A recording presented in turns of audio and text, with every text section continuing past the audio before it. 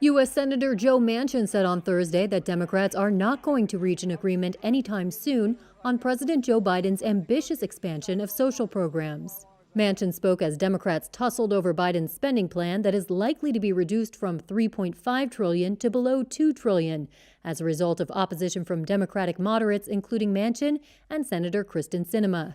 The Senate is split 50-50, with Vice President Kamala Harris casting the tie-breaking vote, giving Manchin and Sinema powerful sway over the direction of legislation. As a senator from West Virginia, a conservative state that relies on coal and has largely backed Republican politicians in recent years, Manchin has been at odds with many of his fellow Democrats over key aspects of Biden's agenda, including its climate change provisions. Despite the tensions, White House spokeswoman Karine Jean-Pierre told reporters Thursday that all parties were negotiating in good faith, including Manchin and Sinema. A couple of days ago, the president spent hours meeting with congressional members, and everyone basically said the same, which is there's progress, and we're moving forward in a way that we can really truly help Americans and invest in economic growth for the middle class. Disagreements over the scale of the massive spending bill have held up Biden's domestic agenda, with progressives in the House of Representatives refusing to vote on a $1 trillion infrastructure bill already passed by the Senate until a deal is reached on the larger bill. Democratic leadership has been hoping to reach a new framework on the spending plan this week, but Manchin told reporters Thursday it's not going to happen anytime soon. As negotiations escalate, Manchin also acknowledged on Thursday having discussed leaving the party if his Democratic colleagues considered his stance an embarrassment. Partial human remains found in a swampy Florida wilderness area have been identified through dental records as Brian Laundrie, the boyfriend of murdered woman Gabby Petito, according to the FBI on Thursday. The remains were found a day earlier in an area where authorities had been searching for Laundrie since he was reported missing in mid-September. The mystery surrounding Petito's own disappearance in late August during a cross-country road trip with Laundrie was followed closely by Americans. Police in Utah released a video last month of an August encounter with Petito, tearfully describing a dispute she had with Laundrie, Don't worry, just be honest. who was named a person of interest in her disappearance. She was last seen alive on August 26th. A coroner said Petito had been strangled. Laundrie had not been criminally charged in her death. The cause of death for Jonathan Garish, Ellen Chung, Aurelia Miju Chung Garish has been determined as hyperthermia and probable dehydration due to the environmental exposure. Oski, the dog's cause of death, remains undetermined, and based on the condition of Oski's remains and evidence the investigators recovered on scene, we believe Oski was also possibly suffering from heat-related issues. Jonathan and Ellen, Miju and Oski then began the steep incline of the Savage Lundy Trail. This section of the trail is a south to southeast facing slope, exposing the trail to constant sunlight. There's very little shade along this section of the trail due to the Ferguson fire of 2018. The temperatures along this section of the trail were between 107 and 109 degrees from the time of 12:50 p.m. to 2:50 p.m. It started to cool slightly around 4:50 p.m. With the low degree of 89 from 105. The yeas are 229. The nays are 202. The resolution is adopted.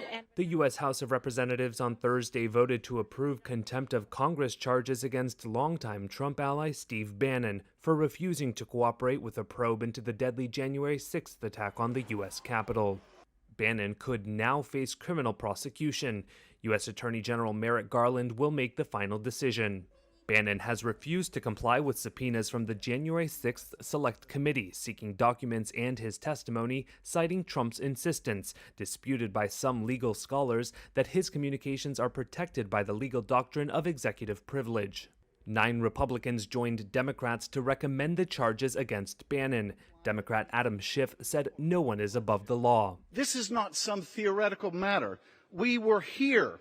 We heard the doors breaking, the glass shattering, the cries from outside the chamber, and we saw the bloody results. Either we are all equal before the law or none of us is.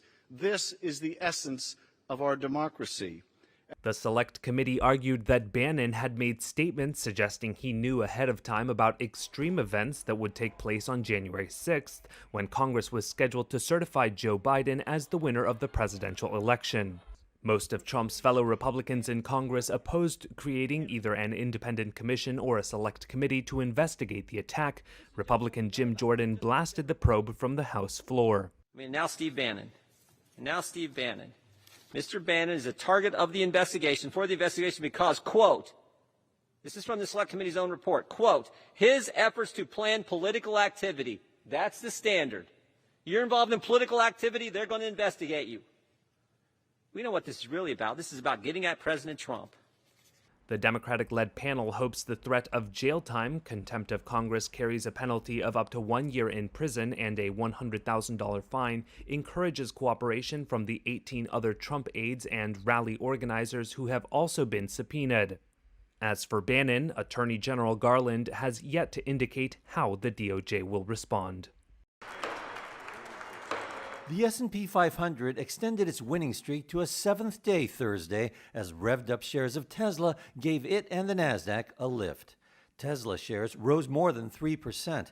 The world's most valuable automaker posted record deliveries as well as record revenue for a 5th straight quarter.